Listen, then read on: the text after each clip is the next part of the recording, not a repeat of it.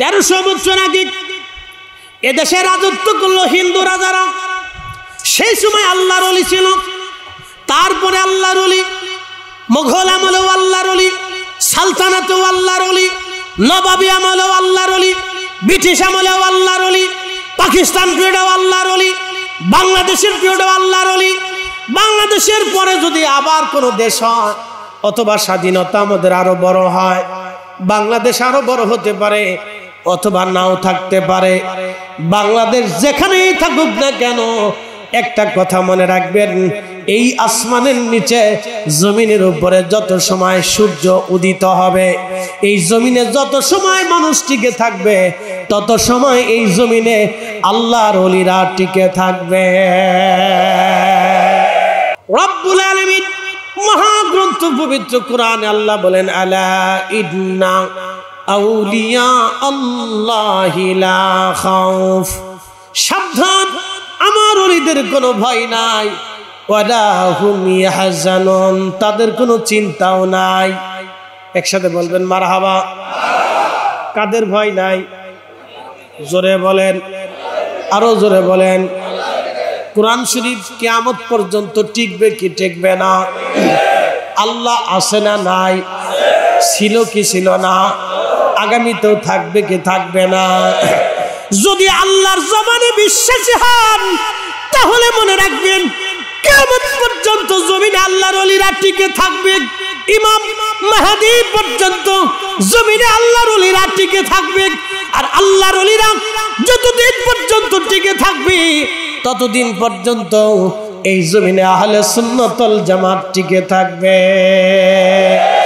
সব শেষ হয়ে যাবে কিন্তু আল্লাহর ওলিরা টিকে থাকবে। প্রশ্ন করবেন কোন দলিলে? আমি বলবো আল্লাহর কালামের দলিলে। আল্লাহ বললেন, আল্লাযীনা আমানু ওয়া কানু ইয়াত্তাকুনা লাহুমুল বুশরা ফিল হায়াতিদ দুনিয়া ওয়া ফিল আখিরাহ।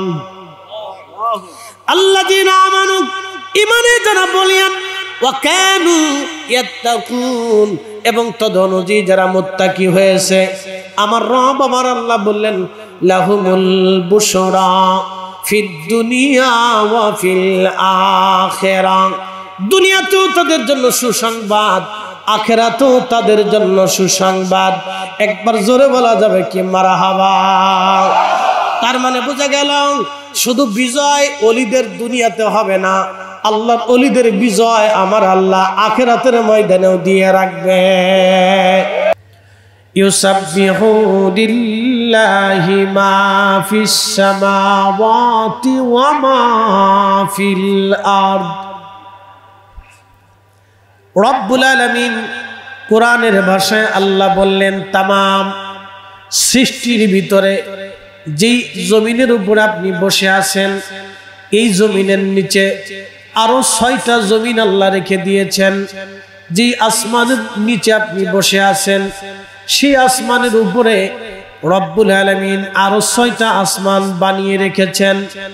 আমার আল্লাহ কোরআনে বললেন, নবমণ্ডল এবং ভূমণ্ডলে যাহা কিছু আছে সব আমি আল্লাহর তাসবিহ পড়ে আমার জিকির করতে থাকে। একসাথে বলেন সুবহানাল্লাহ। রব্বুল আলামিন মহাগ্রন্থ পবিত্র কুরআনুল কারীমের ভিতর আল্লাহ বললেন, ফাইদা কাদাইতুমুস সালাতা ফাযকুরুল্লাহা কিয়ামান ওয়া কুউদান ওয়া আলা যুনুবিকুম। ও বান্দা, নামাজ শেষ করেছো, তুমি ভেবো না তোমার কাজ শেষ, নামাজ শেষ হয়ে গেছে। তুমি মনে করো না তোমার কাজ শেষ হয়ে গেল। আল্লাহ বলেন নামাজ শেষ, ফাযকুরুল্লাহ, তুমি আমি আল্লাহ জিকির করো, আমার তাসবিহ পড়তে থাকো। কেমনে পড়বা? কিয়ামা, দাঁড়িয়ে আসো, দাঁড়িয়ে দাঁড়িয়ে পড়ো। ওয়া কুউদা, তুমি বসে আসো, বসে বসে করো। ওয়া আলা যুনুবিকুম, তুমি শুয়ে আসো, শুয়ে শুয়ে আমি আল্লাহর তাসবিহ পড়ো, জিকির করো। আমরা এইখানে আজ বসে আছি, এটাও আল্লাহর জিকির। আমরা যে এই মাহফিল শেষ করার পরে রব্বে কারিমের দরবারে হাত বাড়াবো, হাত বাড়ায় আমরা বলবো রব্বানা, হে আমাদের রব, যালামনা আনফুসানা, আমরা আমাদের নফসের সাথে জুলুম করে ফেলেছি।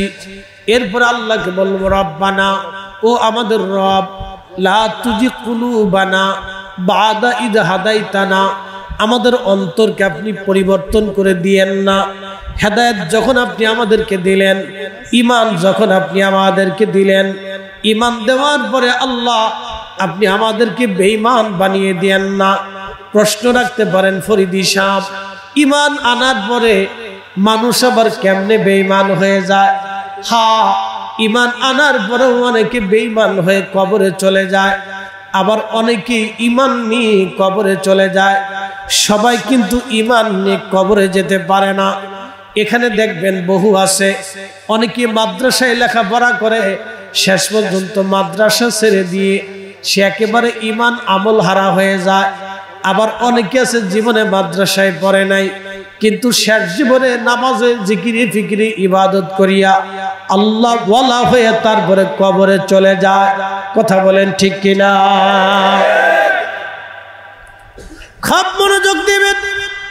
রব্বুল আলামিন মহাগ্রন্থ কোরআনে বললেন, নামাজ শেষ করেছো, তারপরে তুমি শেষ ভাববা না, জিকির করো আল্লাহ।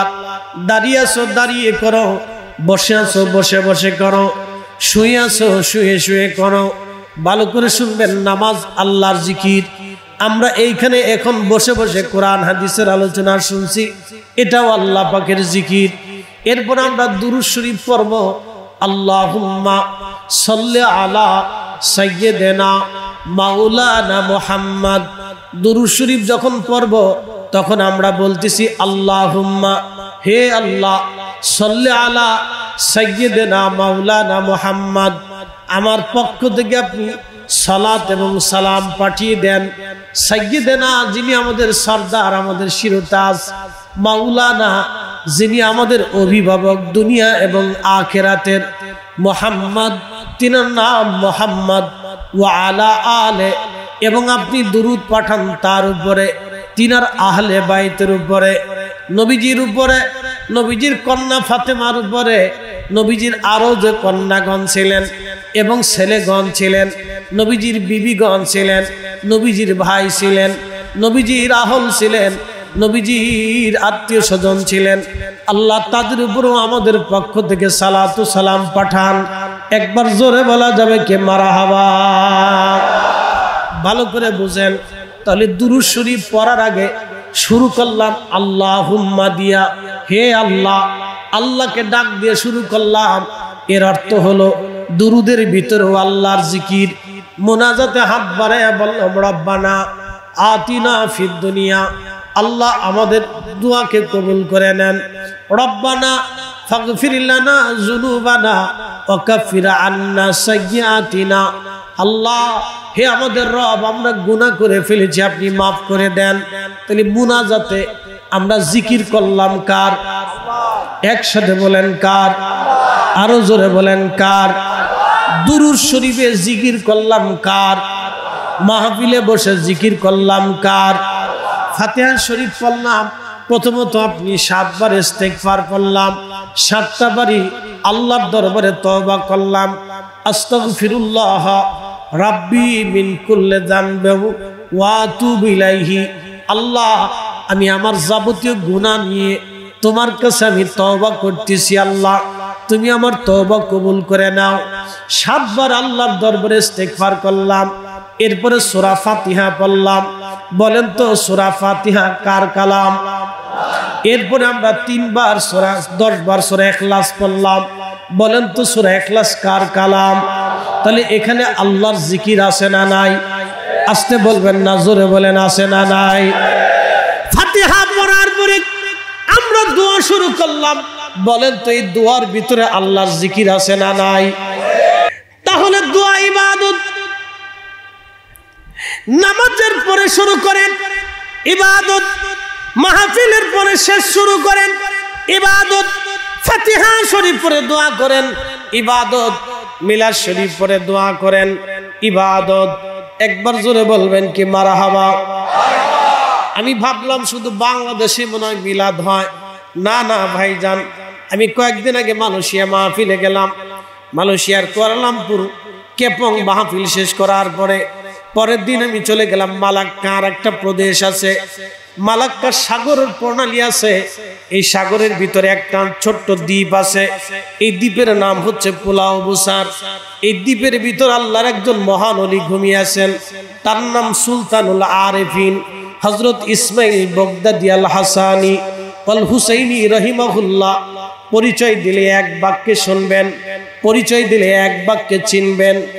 আমাদের জমিনে আমরা যারা বড় পীর হিসেবে চিনি, কাদেরিয়া তরিকার প্রবর্তক হযরতে গাউসে জামান হযরতে মহিউদ্দিন আব্দুল কাদের জিলানী রাহমাতুল্লাহ আলাইহি, তিনার সুযোগ্য কলিজার টুকরা সন্তান সুদূর ইরাকের বাগদাদ থেকে 900 বছর আগে মালয়েশিয়ার ওই মালাক্কা সাগরের ভিতরে বসে বসে ইন্দোনেশিয়া, মালয়েশিয়া, ব্রুনাই, ফিলিপাইন্সের মতো ইন্দো প্যাসিফিক অঞ্চলগুলিতে ওই সাগর পথ বেয়ে বেয়ে কালেমার দাওয়াত ছড়িয়ে দিয়েছিলেন।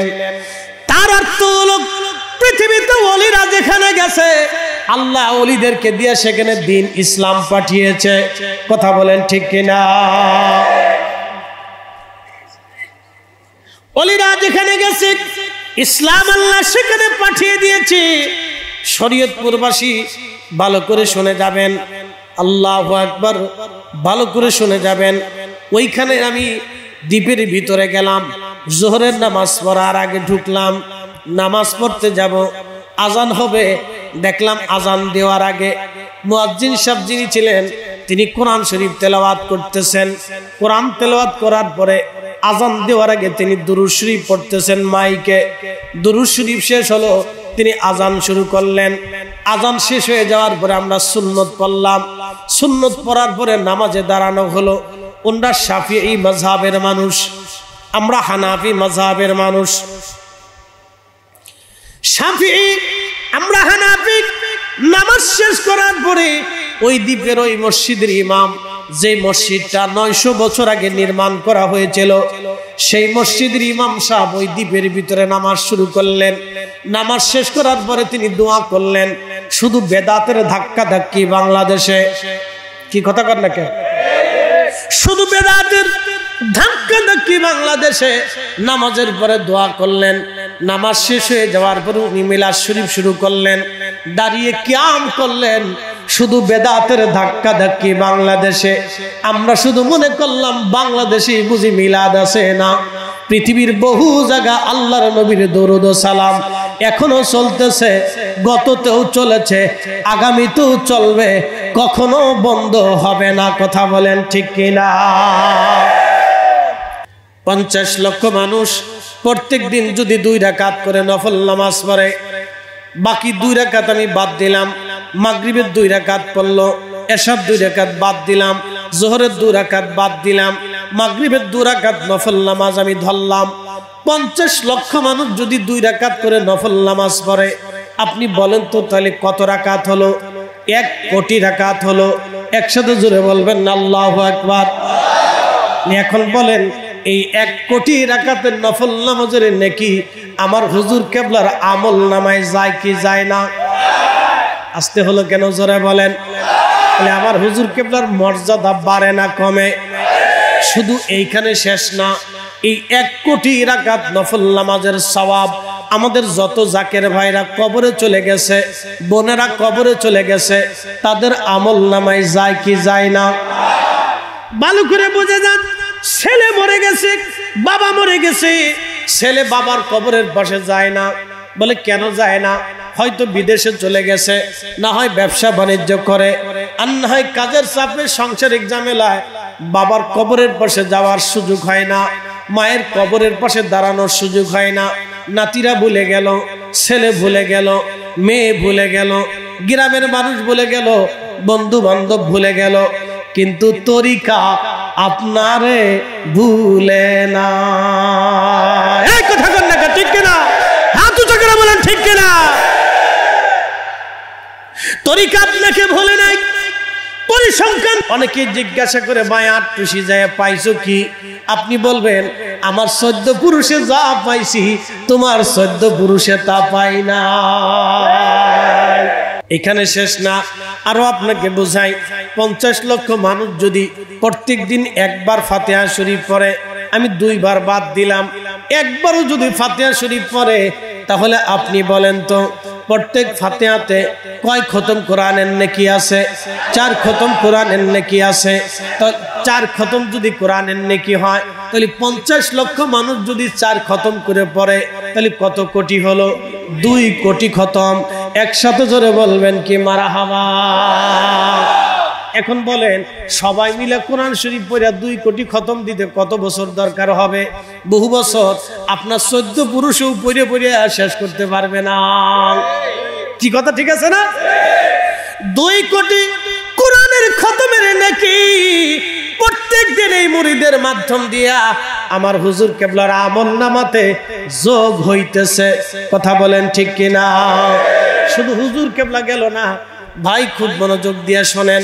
যত জাকের আজকে সন্ধ্যার আগেও মারা গেছে, আজকে সন্ধ্যার সময় যত জাকের ফাতিহা পড়েছে, নফল নামাজ পড়েছে, তত জাকেরের ফাতিহা এবং নফল নামাজের নেকি প্রত্যেক মরহুমা জাকের ভাই বোনদের কবরে আমলনামায় যোগ হইয়া গেছে। একসাথে জোরে বলবেন আল্লাহু আকবার। না আরো জোরে বলেন আল্লাহু আকবার। তাহলে আল্লাহর ওলির বাড়ি যায় জিতছেন না ঠকছেন? আরো জোরে। জোর হয় না কেন? জোরে বলে। টাকা দিয়ে কি এটা পাওয়া যাবে? টাকা দিয়ে কি আপনি এত ফাতিহা কিনতে পারবেন? টাকা দিয়ে কি এত নফল নামাজ কেনা যাবে? টাকা দিয়ে কি এত কোরআন খতম পাওয়া যাবে? তার মানে বোঝা গেল হাতে মরলেও লাখ, বাঁচলেও লাখ। কথা কন না কেন? ঠিক কিনা? এই জন্য তরিকা যারা ছেড়ে দেয় এদের মতো বুকা আল্লাহর দুনিয়াতে আর কেউ নাই। খুব ভালো করে শুনবেন, ভালো করে বুঝে যাবেন হাজিরিন। তরিকা বুঝতে হবে আপনাকে। কেন আপনি আল্লাহর ওলির কাছে মুরিদ হবেন? কেন আপনি এসেছেন? পরিসংখ্যান আমি মাত্র 2টা শিখাইলাম। 1 নম্বর নফল। প্রত্যেক দিন 50 লক্ষ জাকির যদি 2 রাকাত নফল নামাজ পড়ে, মিনিমাম 1 কোটি হলো। আর প্রত্যেক দিন জাকির যদি একবার ফাতিহা শরীফ পড়ে, তাহলে মিনিমাম 2 কোটি খতমের নেকি আমলনামায় গেল। এইভাবে যদি প্রত্যেক দিন যায়, তাহলে বছরে 365 দিন হয়ে গেল। 365 দিনকে 2 কোটি দিয়া গুণ দিয়া দেখেন। 365 রে আপনি 1 কোটি দিয়া গুণ দিয়া দেখেন কি পরিমাণে নেক আমলনামায় আমার হুজুর কেবলার আমলনামায় জমা হয়। শুধু হুজুর কেবলার আমলনামায় জমা হয় না, দাদা পীরের আমলনামায় জমা হয়। শুধু ওনার আমলনামায় যায় না, শামসুবি সৈয়দ ওয়াজেদ আলী মেহেদি বেগের আমলনামায় যায়। উনার পীর হজরত ফতেহ আলী রসুলের আমার আমলনামায় যায়। তিনার পীর হজরত নূর মোহাম্মদ নিজামপুরি আমলনামায় যায়। তিনার পীর হজরত সৈয়দ আহমদ বেরেলভী রহমতুল্লাহ আমলনামায় যায়। তিনার পীর হজরতে শাহ আব্দুল আজিজ মুহাদ্দিস দেহলভীর আমলনামায় যায়। তিনার পীর শাহ আব্দুল শাহ ওয়ালিউল্লাহ মুহাদ্দিস দেহলভীর আমলনামায় যায়। তিনার পীর হজরত শাহ আব্দুর রহিম মুহাদ্দিস দেহলভীর আমলনামায় যায়। তিনার পীর হযরত আব্দুল্লাহ আকবর আবাদী রাহমাতুল্লাহ আলাইহির আমলনামায় যায়। তিনার পীর হযরতে শায়েখ আদম বিন নুরি রাহমাতুল্লাহ আমলনামায় যায়। তিনার পীর এই তরিকার ইমাম হযরত মুজাদ্দিদ আল ফিসানি সেরহিন্দির আমলনামায় যায়। একবার জোরে বলা যাবে কি মারহাবা। তো অনেকে আমরারে কয় বেদাতি। কি কথা কন না কে? অনেকে আমাদেরকে কি বলে? কিন্তু আমার এই ভাইটা চোখে চশমা লাগাইলো কালা, এই জন্য দুনিয়া দেখে কালা। চশমা লাগাইলো লাল, এই জন্য দুনিয়া দেখা যায় লাল। চশমা যদি হতো পরিষ্কার, এই জন্য দুনিয়া দেখা যাইতো পরিষ্কার। আমার এই ভাইটা বেদাত চোখে দেখেছে, কিন্তু ইবাদত চোখে দেখে না। ঠিক না? এখন কেউ যদি কয় যে আত্মসিদ্ধে কি পাইছো, তা আপনি কেমন যে আমার 14 পুরুষে যা পাইছি আপনার 14 পুরুষও তা পান নাই। আমি যে কি পাইছি এটা আপনারে বাগবাটোয়ারা দিয়ে বুঝাইতে পারবো না। যে কি যে পাইছি, বলে পাইছি কি, এটা আপনাকে পরিসংখ্যান দিতে হলে আপনার হিসাব কিতাব করে খাতা কলমে বুঝাইতে হবে যে কি পাইছি আর ভবিষ্যতে কি পাবো। কথা ঠিক আছে কিনা? প্রিয় উপস্থিতি, এইখানেই শুধু শেষ না, ভালো করে শুনে যাবেন। আল্লাহর নবী বলেন, আমার উম্মতেরা তোমরা শুনে নাও, একজন লোক যদি নামাজ না পড়ে, তুমি যদি তার নামাজ পড়াও, তাহলে তার নামাজ হোক বা না হোক, তোমার আমল নামায় নামাজের নেকি দিয়ে দেওয়া হবে। তোমার একজন রোজাদারকে তুমি যদি ইফতার করাও, তার রোজা হোক বা না হোক, তাহলে তোমার আমল নামাতে একটা কবুল রোজার নেকি লিখে দেওয়া হবে। আমি আপনাদেরকে তরিকার উপর একটা মুখতাসার ধারণা দিলাম যে আমাদের কি লাভ হয়। আমি সামান্য একটু ধারণা দিছি, মাত্র 50 লক্ষের ধারণা দিলাম, বাকি লক্ষের ধারণা আমি দিই নেই, শুধু 50 লক্ষের একটা ধারণা দিলাম। এটা এখন আপনাদেরকে প্রশ্ন করি, ভালো করে বুঝবেন, শুধু কি এই তরিকা আটটুসির মুরিদ আছে? এনায়েতপুরের আছে না নাই? এনায়েতপুরের দাদা পীর কত বড় ওলি, তিনার ওই বড়ইতলার নিচে বসাইয়া তিনি 1200 আল্লাহর কুতুব তৈরি করেছিলেন। একসাথে জোরে বলবেন না আল্লাহু আকবার। কত জোরে বলেন না, আরো জোরে। আমি মাহফিলে গেলাম আসামের গুয়াহাটি বিমানবন্দরে নামার পরে আমাকে নিয়ে গেল বুড়িগঙ্গ ব্রহ্মপুত্র নদের মাঝখানে সরে। আমি ভয় পাইলাম, হাই হায়, আমার এই অন্ধকার রাত্রে সরের মধ্যে নিয়ে যায়। আমি এই দেশ চিনি না, এলাকা চিনি না, মানুষ চিনি না, আমার কি সরের মধ্যে নিয়ে বাটান চালান দেয় কিনা, খুব ডরাইতেছিলাম। তো ডরাইয়া আমি গাড়ির দরজা খুলে লাফ দিয়ে নেমে গেছি। আমি বললাম যে আমাদের সরে তো খুন খারাপই হয়, তো এই সরে আবার কোন সরে লয়ে এসলো আমার, তো খুব ভয় পেয়েছি আমি। তো যে আমাকে নিয়ে গেছে আমি জিজ্ঞেস করলাম, মিয়া আপনি যে আমার এখানে আনছেন, আপনি কি জায়গা ছিলেন? হুজুর আমিও চিনি। আমাকে হাই হাই হয়েছে কাজ আজকে, মহাবিপদ আজকে। গাড়ি থেকে নামার পরে ওরা ভয় চিন্তা করছে যে হুজুর তো ডরাইছে, বলতেছে হুজুর মাফ করবেন, আপনি ভয় পাবেন না, আপনার মাহফিলে লইতেছি। বললাম না, মাহফিল কমিটির লোক আগে আনান, যদি আসার পরে যদি দেখি ওরা মাহফিল কমিটির, মাহফিল কমিটির লোক তো বোঝা যায়, পোশাক আশাক হইলে এই কিছু কাঠমাট থাকে, টুপি টাপি থাকে, বাউচক্কর দেখলে বোঝা যায় যে মাহফিল কমিটির লোক। তাই বলে ওরা যদি আসে তাহলে আমি বিশ্বাস করবো না, তুমি বিশ্বাস করার কায়দা নাই। তো গেলাম সেইখানে মাহফিলে, যাওয়ার পরে সেখানে দেখি দাদা হুজুরের মুরিদ। একসাথে বলবেন আল্লাহু আকবার। না হয় না, আরো জোরে। আপনারা শুনলে আশ্চর্য হবেন, খাজা এনায়েতপুরী রাহমাতুল্লাহ আলাইহি একা ওই জামানাতে আসামের প্রায় 26 লক্ষ মানুষকে কালেমা পড়ে দাদা হুজুর মুসলমান বানিয়েছিলেন। হয় না, আরো জোরে বলেন। না না, আরো জোরে জোরে জোরে জোরে জোরে জোরে জোরে জোরে জোরে জোরে জোরে। আমাদের এই তরিকার ইসলামের খেদমত আছে না নাই? কথা কন না কেন, আছে না নাই? কিন্তু আমরা তো ঢাক ঢোল পিটিয়ে দেখাই না। একটা কথা মনে রাখবেন, হিসাব পরিসংখ্যান আপনাদেরকে দিয়ে যায়। বলেন বাংলাদেশের জন্ম কত সালে? 1971। 1971-এর আগে আমরা 70 সালেও এদেশ ছিলাম পূর্ব পাকিস্তান।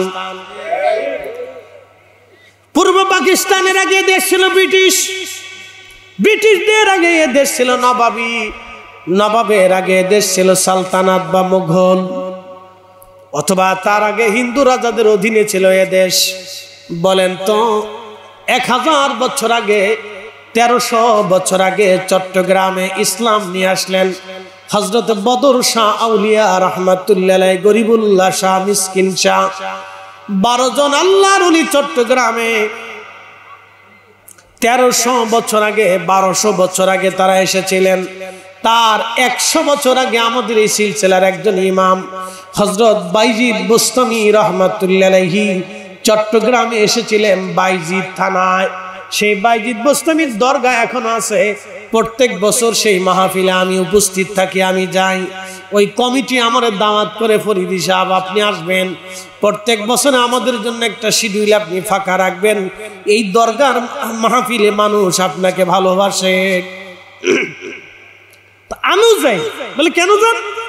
আমি যে ওই যে আমাদের সিলসিলার তরিকার ইমাম বাইজিদ বুস্তামি রহমাতুল্লাহ আলাইহি, তিনার মুরিদ আবুল হাসান কিরকানি, আবু আলিফ আহমদি তুসি, এরপরে আস্তে আস্তে হযরত খাজা বাহাউদ্দিন নকশবন্দ বুখারী, তারপরে আস্তে আস্তে হযরত খাজা বাকি বিল্লাহ, এরপরে মুজাদ্দিদ আল ফাসানি হয়ে আমাদের এই সিলসিলা। একসাথে বলবেন না মারহাবা। এজন্য ওনার দরগায় চট্টগ্রামে প্রত্যেক বছর আমি মাহফিলে তারা দাওয়াত দিলে আমি সুযোগ সুবিধা কেটে সেটে হলেও আমি ওখানে যাওয়ার চেষ্টা করি, আমার সিলসিলার টানে। আর তারা আমাকে রাখার চেষ্টা করে যে আপনি এই সিলসিলার অন্তর্ভুক্ত যেহেতু তা আপনি থাকবেন। খুব মনোযোগ দেন। 1300 বছর আগে বাইজিদ বুস্তামি রহমাতুল্লাহ আলাইহি ইসলাম নিয়ে আসলেন। একসাথে বলবেন মারহাবা। কত বছর আগে? উপস্থিতি আমার হাজিরিন, খুব মনোযোগের সাথে শুনবেন। বলতেছিলাম নামাজের পরে জিকির, দাঁড়ায়া জিকির, বৈশা জিকির, শুয়া জিকির, আপনি যেই হালতে থাকবেন সেই হালতে আল্লাহর জিকির করবেন। বলে কেন? দোয়া আল্লাহর জিকির, এই জন্য দোয়া কখনো বেদাত হতে পারে না। দোয়াটা হলো ইবাদত। আল্লাহ নিজে ওয়াজ করেছেন, উদউনি আস্তাজিব লাকুম ইন্নাল্লাযীনা ইস্তাকবিরুনা আন ইবাদাতি সায়াদখুলুনা জাহান্নামা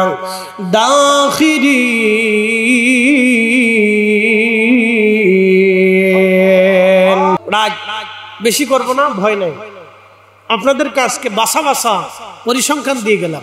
তাহলে কি তরিকা নিয়ে কি আমাদের লাভ হলো না লস হলো? লাভ হলো। কত পরিমাণে হয়েছে আমার হিসাব কষে দিতে পারবে? তাহলে বোঝা গেল ৮০ একটা গরু দিয়ে লস হয় নাই।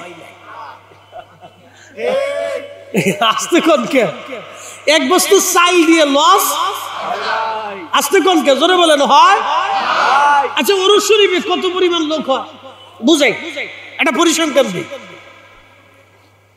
আমি বাদ দিলাম গত ওরস শরীফের আগের ওরস শরীফের টিকিটের হিসাব ধরি, তা ৮০ লক্ষ টিকিট সেল হয়েছে ধরেন আর কি। ৮০ লক্ষ টিকিট গেছে, তো ৮০ লক্ষ টিকিট ছাড়াও তো আরো টিকিট আছে। অনেকে ফ্রি টিকিট যায়, এই যায়, ডানে যায়, বামে যায়, গেছে। এইভাবে সব ৮০ লক্ষ গেছে ধরেন আর কি। ধরে তো ডানে যায়, বামে যায়, আবার টিকিট ছাড়াও আছে। আমি ৫০ লক্ষই ধরলাম। তো ওরস শরীফে যদি রানিং ৫০ লক্ষ লোক ৪ দিন থাকে, তো ৪ দিনে ২ রাকাত করে নফল নামাজ পড়লে কত রাকাত হয়? হ্যাঁ না, ৪ দিনের হিসাব ধরে প্রত্যেক দিন ২ রাকাত ধরেন। আমি বেশি ধরলাম না, কমই ধরলাম, কারণ বেশি ধরলে অনেকে স্টক করতে পারেন যে হাই রে সর্বনাশ, তাহলে বেহেশত আজকেই হয়ে গেছি, আর কালকে যে নামাজ পড়তাম না। এই চিন্তা নিয়ে আমার বিরাট বিপদ আছে। কারণ আপনার আমার শ্বশুরবাড়ির লোকজন তো একটু লাভ খোঁজেন তাড়াতাড়ি, খুব তাড়াতাড়ি ধনী হইতেছেন, এই জন্য সাগর ফাড়ি দেখালে ইটালি দৌড় পারে। আমি বুঝি, কিন্তু খুব সাবধান। আমি বেশি লাভ দিব না, অল্প লাভের ভিতরে থাকি। আসেন পরিসংখ্যান নেই। ৪ দিন ওরস শরীফ, 3 দিন বাদ দিলাম, 3 দিনই ধরলাম। 3 দিন, শনিবার, রবিবার, সোমবার, 3 দিনই ধরলাম। 3 দিন যদি প্রত্যেক দিন 50 জনে 50 লক্ষ মানুষ মহিলা পুরুষ দিয়ে 2 রাকাত নামাজ পড়ে, তাহলে 1 কোটি। 3 দিনে 3 কোটি। একসাথে কোন আল্লাহু আকবার। মাগরিবে হলো 6 রাকাত। আমি এই প্রত্যেক দিন 3 কোটি, 3 দিনে 9 কোটি রাকাত নফল নামাজ। তাহলে 1 বস্তা চাল দিয়ে মনে হয় লস হয় নাই। কি আসতে কোন কে জোরে বলেন, লস হয় নাই। এরপরে আসেন ফাতিহা 2 বার। কতবার? তো 8 খতম। কত খতম? তো 50 লক্ষ যদি পড়ে তাহলে কত খতম হলো?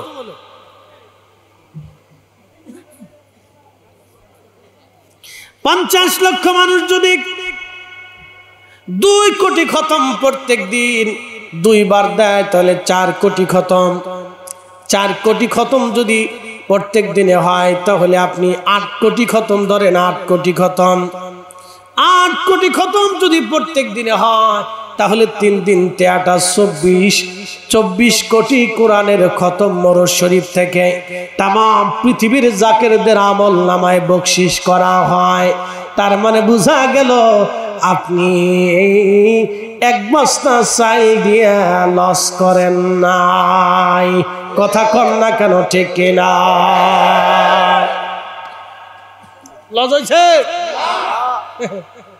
আসলে তো মৌলানা আব্দুল সুমান সাহেব গেলে অনেকে বেজার হয়ে যাকে, দূর সুমান সাহেব আজকে আসছি কে, দুদিন পরে আসলে তো পারতো। এই চিন্তা মগজেও যেন কখনো না আসে।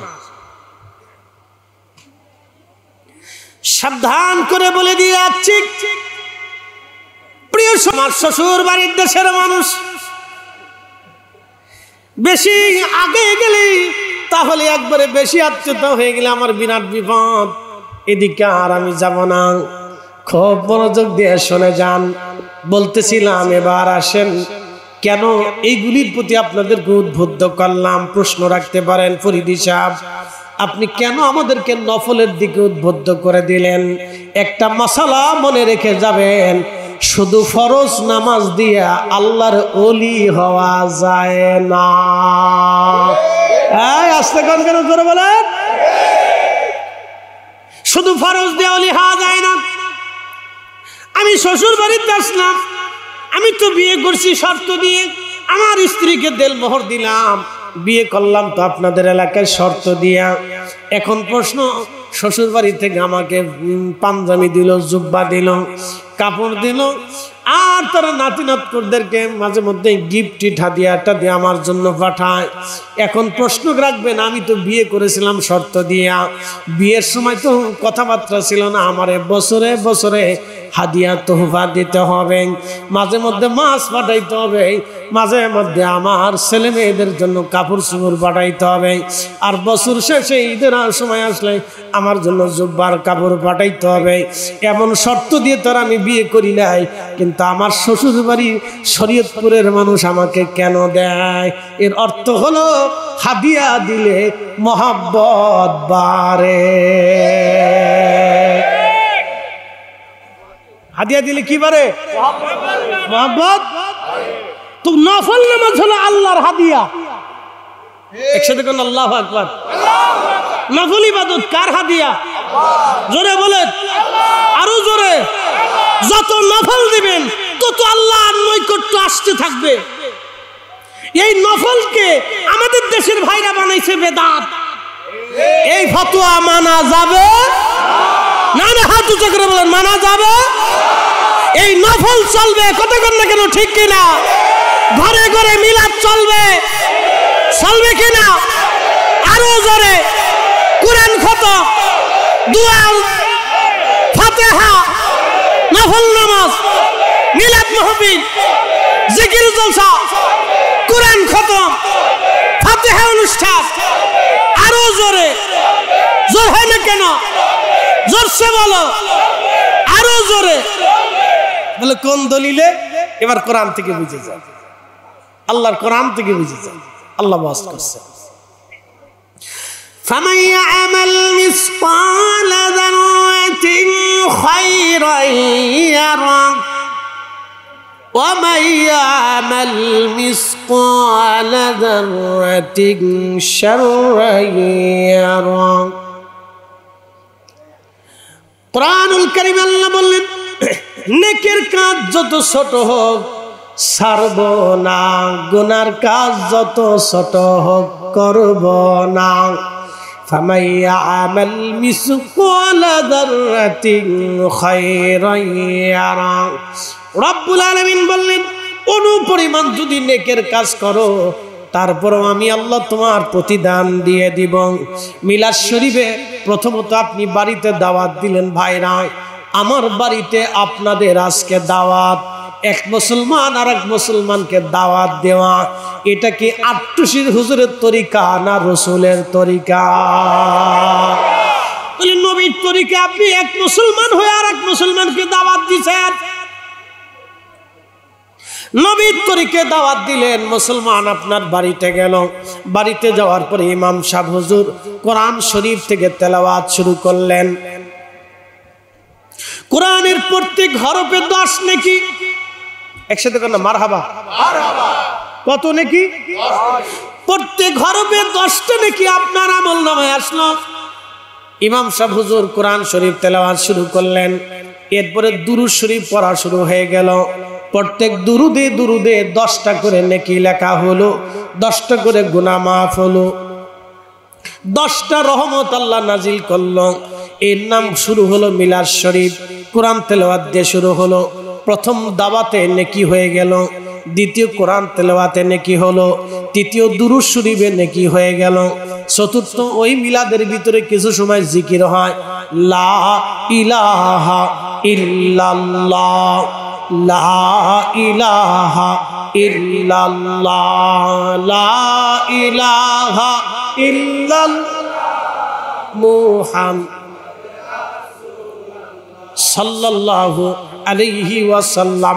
ভালো করে শুনে যান, এই জিকিরের নাম হলো আফজালুজ জিকির, সর্বশ্রেষ্ঠ জিকির। আফজালুজ জিকির লা ইলাহা ইল্লাল্লাহ। এই জিকিরের উপরে দামি কোনো জিকিরই নাই। মিলাদের ভিতরে এই জিকির শুরু হয়ে গেল। এই জিকিরও আমরা নেকি পাইলাম। এরপরে দাঁড়াইয়া সালাম দিলাম, দাঁড়াই আমরা সালাম দিলাম। সালাম শেষ করার পরে আমরা বসে পড়লাম। বসে পড়ার পরে আমরা দোয়া শুরু করলাম।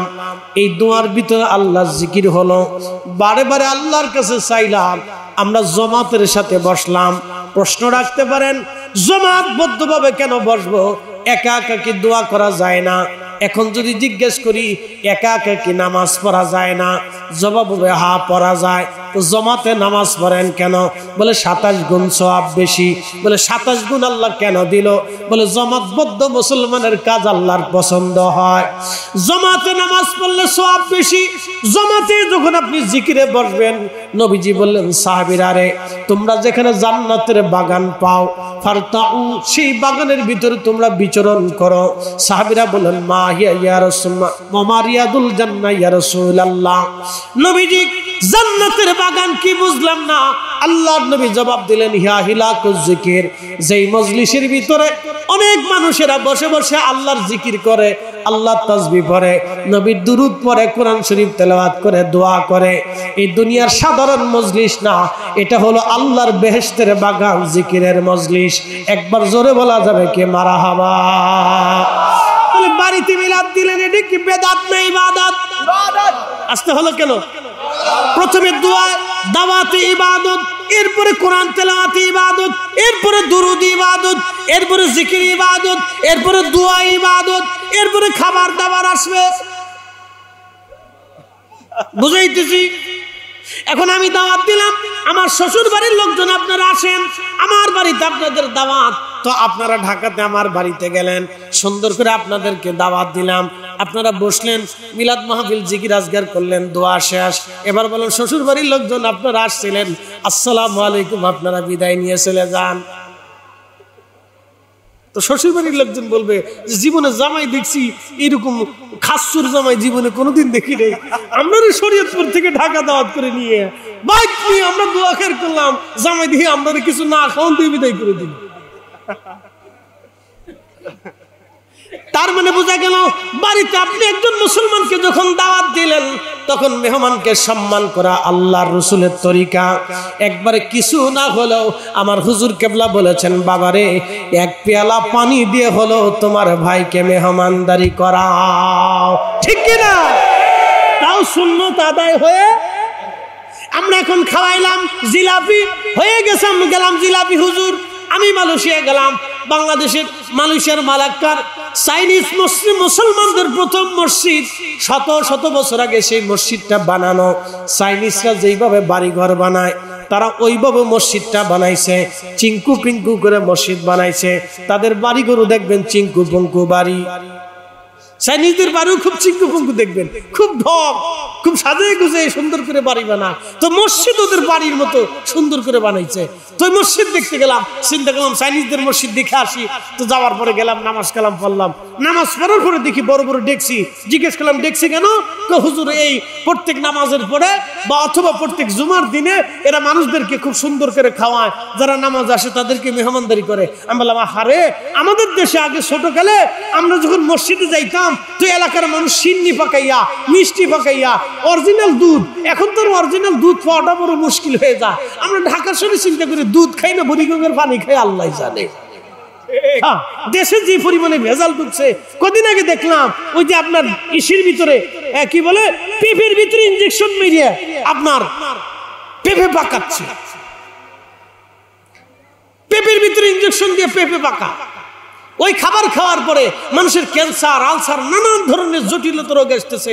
পানিতে ভেজাল, দুধে ভেজাল, খাবারে ভেজাল, চালি ভেজাল, ডালি ভেজাল, তেলে ভেজাল, মশলাই ভেজাল, বিরিয়ানিতে ভেজাল, খিচুড়িতে ভেজাল, ডিমে ভেজাল, সব জায়গায় শুধু ভেজাল। এই ভেজাল খাওয়ার কারণে বাংলাদেশের যত ফার্মেসি আছে পৃথিবীর কোন দেশে এত আছে আমার জানা নাই। এত ফার্মেসি বলে খালি রুগার রুগা, রুগার রুগা, রুগার রুগা। আমি এখন এই ভেজালের ওয়াজে যাব না, জায়গা মতো চলে যাচ্ছি। সময় আমার কম, কাজ আমার বেশি, কথা আমার অনেক বেশি, সময় কম কাজ বেশি, এর নাম আটটুসি। কথা ঠিক আছে কিনা? আমাদের টাইম কম, কাজ অনেক বেশি, সময় নেই। একসাথে জোরে বলেন আল্লাহু আকবার। তো মসজিদে চাইনিজদের গেলাম, চিন্তা করলাম কি ব্যাপার, দেখছি বলে খাওয়ায়, বলে মাশাআল্লাহ ভালো। ভাবছিলাম যে খালি আমরাই খাওয়াই, তখন দিন না মালয়েশিয়াতেও খাওয়ায়। পরে ওরা গুলো হুজুর শুধু মালয়েশিয়া না, ইন্দোনেশিয়াতেও খাওয়ান চলে, ব্রুনাইতেও চলে, আবার থাইল্যান্ডেও চলে। বলে মাশাআল্লাহ, তাই তো আরো ভালো খাওয়া। খালি বাংলাদেশের ফতোয়া। আমি বললাম ভাই ফতোয়া বাংলাদেশ থেকে এখানে নিয়ে আসলে একটু বাটাম চালান দিয়ে দিত ওরা সুন্দর করে, তোর ফতোয়ার গোষ্ঠী কিলে লই দাঁড়া। এই শুনে যান, ভালো করে শুনে যান।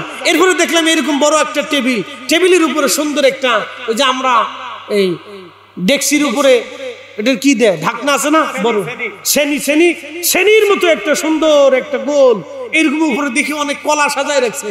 আমরা কলাকে এদেশের মানুষ মসজিদে আসলে মানুষে এমনি কলা ফ্রি খাওয়া, যে যার খুশি মানে নামাজ কালাম করে কলা খাওয়া যাবে। আমি বললাম আমরা মসজিদে গেলে আগে ছোট গেলে জিলাপি দিত, সিন্নি দিত, মানুষ আমরা জিলাপি হুজুর, তো এরা যে কলা খাওয়া, তাহলে এরা হলো কলা হুজুর।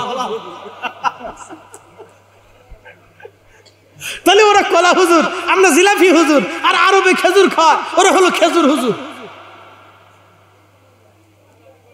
এগুলো হলো অসুস্থ মানসিকতা। মেহমানদারি আগেও ছিল, এখনো আছে, আগামীতেও থাকবে।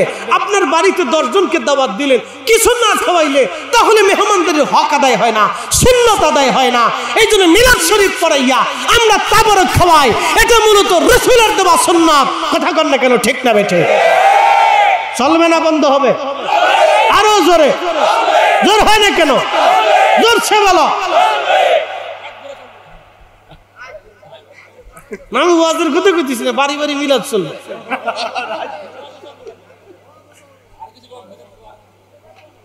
তাহলে মিলাদ শরীফে কি বুঝলাম? 1 নম্বরে দাওয়াতে সওয়াব, 2 নম্বর কোরআন তেলাওয়াতে সওয়াব, 3 নম্বরে দুরুদে সওয়াব, 4 নম্বর জিকিরে সওয়াব, 5 নম্বরে দুআয় সওয়াব, 6 নম্বরে খাওয়ানো সওয়াব। এত সওয়াব পাওয়ার পরেও আপনি খালি বেদাত চোখে দেখলেন, ইবাদত চোখে দেখলেন না, তার মানে বোঝা গেল আপনার চোখে অনেক সমস্যা। চোখে ডাক্তার দেখা।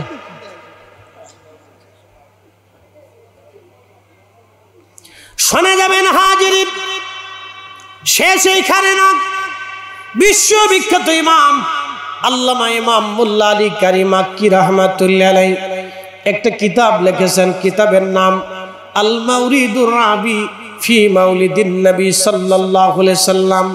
এই কিতাবের মধ্যে তিনি একটা ঘটনা লেখেন। ভারত উপমহাদেশের একজন আল্লাহর ওলি ছিলেন, তার নাম খাজা মাহমুদ বাহদাবানী নকশবন্দি রাহমাতুল্লাহ আলাইহি। নকশবন্দি তরিকার উজ্জ্বল নক্ষত্র ছিলেন খাজা মাহমুদ বাহদাবানী নকশবন্দি। তিনি ওই জমানার সুলতানুল আরিফিন ছিলেন। ওই জমানার সুলতানুল আরিফিন অনেক বড় বড় আল্লাহর ওলি ছিলেন। মোল্লা আলী কারির মতো বিশ্ববিখ্যাত মুহাদ্দিস এবং ওই জমানার মুজাদ্দিদ, তিনার নাম লেখার আগে বলে লিখেছিলেন সুলতানুল আরিফিন। আরিফদের সুলতান, আল্লাহ ওয়ালাদের সুলতান হযরতে মাহমুদ বাহদাবানী নকশবন্দি অনেক বড় বুজুর্গ। তো ওনার খানকাতে সম্রাট হুমায়ুন তার প্রধান উজির বৈরাম বেগকে পাঠিয়ে বললেন, বৈরাম আপনি একটু যান হুজুরের দরবারে, যে আপনি হুজুরকে বলেন হুজুর যেন আমার রাজ দরবারে এসে আমার জন্য দোয়া করে যায়, যেন আমার বিপদ আপদ দূরীভূত হয়ে যায়। হযরতে মাহমুদ বাহদাবানী নকশবন্দি রাহমাতুল্লাহ আলাইহির কাছে চলে গেলেন বৈরাম। বৈরাম যে অনুনয় বিনয় করে বললেন, হুজুর বাদশা দাওয়াত করেছেন রাজ দরবারে, আপনি একটা বাদশার দাওয়াত আপনি কবুল করে নেন। তখন মাহমুদ বাহাদাওয়ানি নকশবন্দি জবাব দিলেন, হে বৈরাম, তোমার বাদশাকে বলো আমি মাহমুদ বাহাদাওয়ানি নকশবন্দি দুনিয়ার কোন রাজা বাদশার রাজ দরবারে দাওয়াত কবুল করি না, কোন রাজ দরবারে আমি দাওয়াত নেই না। একবার জোরে বলা যাবে কি মারহাবা? না আসতে হয়ে গেল না? জোরে বলেন। এই আমার দিকে তাকান, আমার দিকে তাকান। এই যে আমাদের দেশে মাঝে মধ্যে রাষ্ট্রীয়ভাবে ইফতার পার্টি হয়, রাষ্ট্রীয়ভাবে ইফতার মাহফিল হয়। আচ্ছা বলেন, খুব গদগদ গদগদ করে ইফতার গিলতেছে, খুব গদগদ গদগদ করে ইফতার গিলে রাষ্ট্রীয় ইফতার মাহফিল, ওই শেরাটন হোটেলে, খেরাটন হোটেলে, ওই তারপরে আরো কি মরাটন হোটেলে, নাম দিছে আমি মরাটন হোটেল। তো এই মরাটন হোটেলে দামি ইফতার পার্টি হয় রাষ্ট্রীয়ভাবে, বড় বড় রাষ্ট্রের প্রধানরা যে গদগদ করে খাচ্ছে। টাকা কোথার থেকে আসে? টাকা কি জিবরাইল আলাইহিস সালাম দিয়ে যায়? এই টাকা জনগণের টাকা। আসতে কোন কে জোরে বলেন, কাদের টাকা? জনগণের টাকা, আমার আপনার টাকা। জনগণের টাকায় বিরাট গদগদ গদগদ করে ইফতার খাচ্ছে। মাহমুদ বাহাদাওয়ানি নকশবন্দি ধমক দিয়ে বলে, রে বেটা বেটা, তোর রাজাকে যায় বল আমি কোন রাজ দরবারে দাওয়াত নেই না, কারণ রাজাদের অর্থের ভিতরে গরিব মানুষ, মজলুমের, অন্ধ, বুবা, ল্যাংড়া, কানা, ফকির, মিসকিনের অর্থ তাদের অর্থের সাথে লেগে থাকে, তাদের অর্থের সাথে গরিব মিসকিনের রক্ত লেগে থাকে, মজলুমের রক্ত লেগে থাকে। যা তোর বাদশাকে যায় বল আমি কোন রাজ দরবারে দাওয়াত নেই না। একসাথে করলে আল্লাহু আকবার। এই হিসাব করলে বহু হুজুর ধরা পড়ে যাবে কিয়ামতের ময়দানে, বহু হুজুর ধরা পড়ে যাবে। খালি ধরা, একবারে বাটাম চালানের ধরা পড়ে যাবে। এই হিসাব যদি কিয়ামতের ময়দানে আল্লাহ করে, আরে রাষ্ট্রের টাকার ভিতর গরিব ফকির মিসকিনের হক ছিল, তোমরা শেরাটন হোটেলে গদগদ করে ইফতার খাইছো, ঠিক একই সময়ে তোমার দেশের ভিতরে বহু ফকির মিসকিনরা শুধু মুড়ি সাবাই ইফতার করছিল। কি ঠিক আসছে কলকে জোরে বলে না? বুঝলেন না? মুড়ি দিয়ে পাতলা খিচুড়ি ইফতার করেছিল, তোমরা শেরাটনে হোটেলে খুব ভালো মন্দ খেয়েছিল। হিসাব বুঝাই দিয়ে যাও, হিসাব বুঝাই দিয়ে তারপরে যাও। এত সহজ ভাইবেন না। রব্বে করিম পাঁট পাঁট করে হিসাব নেবে কিয়ামতের ময়দানে। এই জন্য মাহমুদ বাহাদাওয়ানি নকশবন্দি হিসাব করে বলেছিলেন, যা বেটা তোর রাজাকে যা বল তোর রাজার রাজ দরবারে দাওয়াত নেব না। মোল্লা আলী কারি মাক্কি রাহিমাহুল্লাহ মাওরিদের মধ্যে লিখতেছেন, তখন বাদশা হুমায়ুন আবার বৈরাম রে বলল, হুজুরের কাছে যা অনুনয় বিনয় করে বলো কি করলে হুজুর আসবে। বৈরাম আবার চলে গেলেন। যাওয়ার পরে বৈরাম যা বলতেছিলেন, হুজুর কি করলে আপনি রাজ দরবারে দাওয়াত নেবেন আপনি দয়া করে বলেন। তখন এই আমার দিকে তাকান, ওয়াজ শেষ, বেশি লম্বা করব না, আমি মূল মূল টপিকস আপনাদের সামনে উপস্থাপন করে বুঝিয়ে দিয়েছি, একবার পরিসংখ্যান দিয়ে বুঝিয়ে দিয়েছি। এরপরও যদি কেউ না বুঝে তাহলে বুঝবে সে অঙ্কে দুর্বল, নতুন করে মাস্টার দেখাইতে হবে তার। হ্যাঁ, যদি এরপরও না বুঝে তাহলে বুঝবে সে অঙ্কে দুর্বল, মাস্টার দেখাইতে হবে তার, নতুন করে অঙ্ক কষাইতে শিখতে হবে। ভালো করে শুনে মাহমুদ বাহাদাওয়ানি নকশবন্দির কাছে যায় বৈরাম আবার বলতেছে, হুজুর মাফ করবেন, বাদশাহ হুমায়ুন, মুঘল সম্রাটের অধিপতি হুমায়ুন আমাকে পাঠিয়েছে, কি কাজ করলে রাজ দরবারে আপনি যাবেন, উনি আপনার দোয়া চায়, অন্য কিছু না। তখন বাদশাকে বৈরামকে আল্লাহর ওলি বলতেছিল, বেটা তোমার রাজাকে যায় বলো যদি রাজ দরবারে নবীর মিলাদুন নবীর মাহফিল দেয়, মিলাদ শরীফের ইন্তজাম করে, তাহলে আমি রসুলের মিলাদের সম্মানে রাজ দরবারে যাব, মাগার বাদশার জন্য যাব না। একসাথে বলেন আল্লাহু আকবার। কিসের জন্য যাব? মিলাদে। জোরে বলেন কিসের জন্য? জোরে বলেন কিসের জন্য? তার মানে বুঝা গেল আমাদের তরিকায় আগেও মিলাদ ছিল। কথা কন না কেন? আমাদের তরিকা আগে কি ছিল? এখনো, আগামীতেও। আপনার ফতোয়ায় আমরা চলি না, আমরা আমাদের তরিকার নিয়মে চলি। কথা বল না কেন? কিসের নিয়মে চলি? তরিকার নিয়মে। আমাদের বুজুর্গানের দিন, আমাদের আকাবিরের দিন, আমাদের আউলিয়া کرام যেই পথে যেই মতে ছিল, আমরা সেই পথে সেই মতে চলি। কথা ঠিক আছে নি? আমরা সেই পথে সেই মতে চলি। মাহমুদ বাহাদাবানি নকশবন্দি রহমতুল্লাহ আলাইহি সম্রাট হুমায়ুন বিরাট মিলাদের ইন্তজাম করলেন। বিরাট মিলাদ শরীফের ইন্তজাম করার পরে হযরত মাহমুদ বাহাদাবানি নকশবন্দি রহমতুল্লাহ আলাইহি উপস্থিত হলেন। বাচ্চা হুমায়ুন নিজে পানি এনে হুজুরের পা ধোয়া পানি ঢেলে ওযু করাইলেন।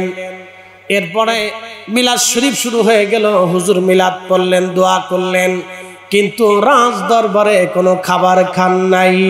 এটা আমাদের আকাবির, আমাদের ওলি যারা ছিলেন, তারা দুনিয়ার কোন রাজা বাদশার কাছে ধন্না দিতেন না। রাজা বাদশারা আমাদের আকাবিরদের দরবারে ধন্না দিত। কথা বল না কেন? ঠিক কিনা? মুজাদ্দিদ আল ফিসানির রাজ দরবারে, মুজাদ্দিদ আল ফিসানির বারগাহে সম্রাট শাহজাহান ধন্না দিত, সম্রাট জাহাঙ্গীর ধন্না দিত, সম্রাট আলমগীর ধন্না দিত।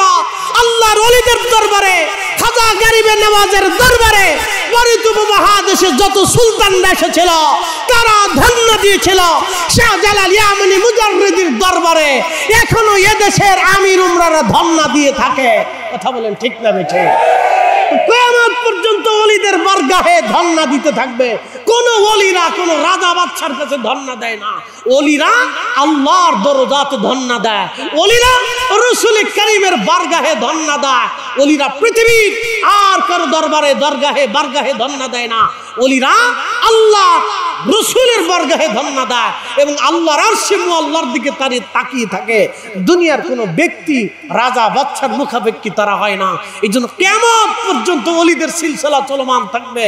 আল্লাহ আমাদেরকে ওলিদের পথে চলার তৌফিক নসিব করুন। আওয়াজ তুলে জোরে বলেন আমিন। আসেন নবীজিকে সালাম জানাই, ইয়া নবী সালাম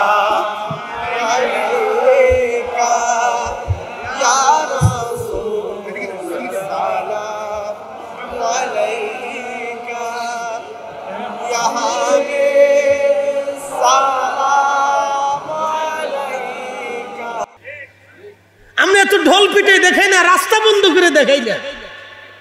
আমরা যদি ঢাকা শহরে রাস্তা বন্ধ করি তো রাস্তা খোলার মতো পাবলিক বাংলাদেশে নাই। আমরা যদি ফরিদপুরে রাস্তা বন্ধ করি তো রাস্তা খুলে দেওয়ার পাবলিক বাংলাদেশে কিন্তু নাই। আমরা রাস্তা বন্ধ করতে পারি কিন্তু আমাদের নীতিতে এটা নাই। আমাদের নীতিতে এটা নাই।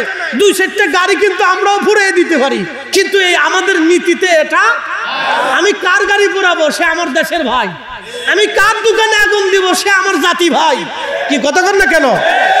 তার মাল পুড়লে আমার মাল পুড়বে, আর একজনের গাড়ি পুড়লে আমার গাড়িও পুড়বে।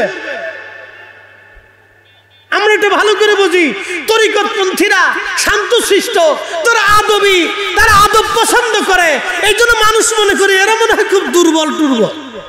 না, এত দুর্বল ভাইবেন না। দাদা হুজুরের 1200 খলিফা, সারা ভারত উপমহাদেশের ভিতরে 1200 খলিফার ভিতরে আমি সব বাদ দিলাম। এক একজন খলিফার 1 লক্ষ করেও যদি মুরিদ থাকে তাহলে এবার আপনি হিসাব করে দেখেন গা। আমি তাও বাদ দিলাম। 50,000 করে যদি মুরিদ থাকে আপনি হিসাব করে দেখেন যে এই উপমহাদেশের ভিতরে শুধু দাদা হুজুরের নিসবতে কি পরিমাণে নকশবন্দিয়া তরিকার, মুজাদ্দিদিয়া তরিকার সালেক এবং মুরিদ আছে। আপনি হিসাব করিয়ে তালিকা করে কুল পাওয়া যাবে না। কথা কন না কেন? ঠিক না? এটা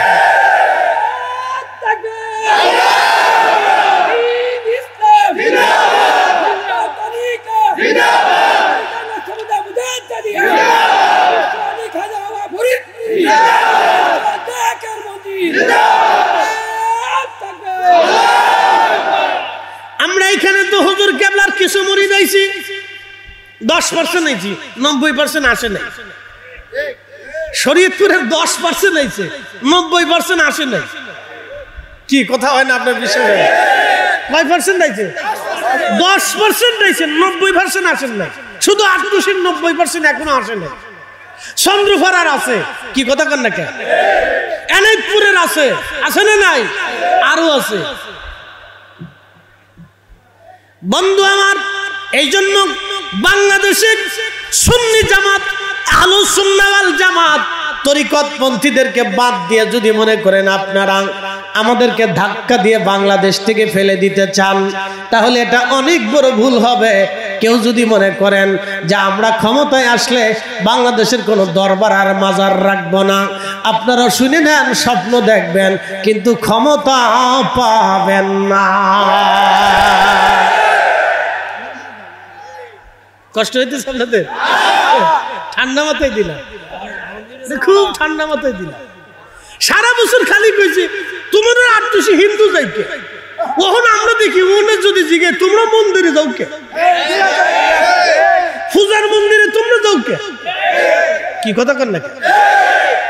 আমার পীরের বাড়ি হিন্দু যাবে না, যাবে না কেন?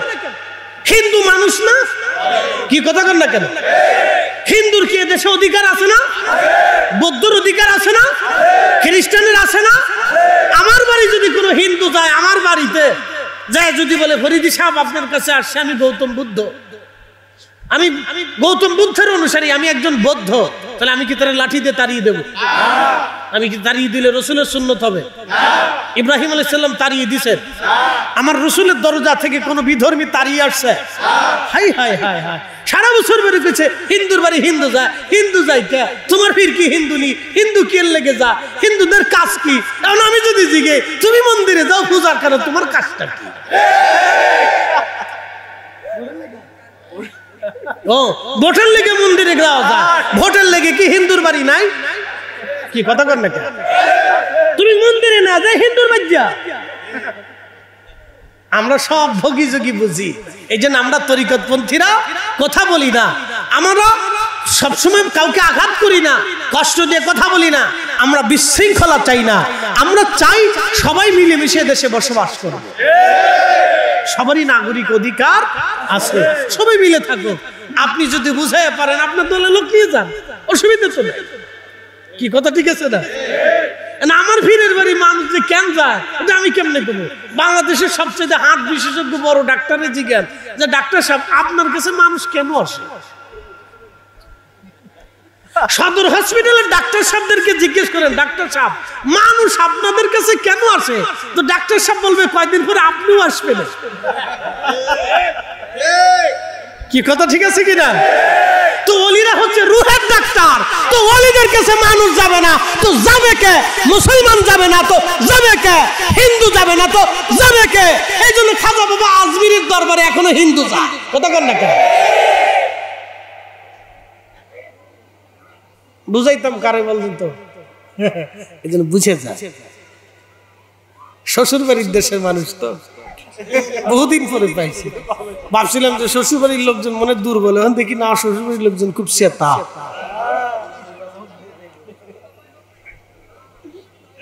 খুব মনোযোগ দিবেন।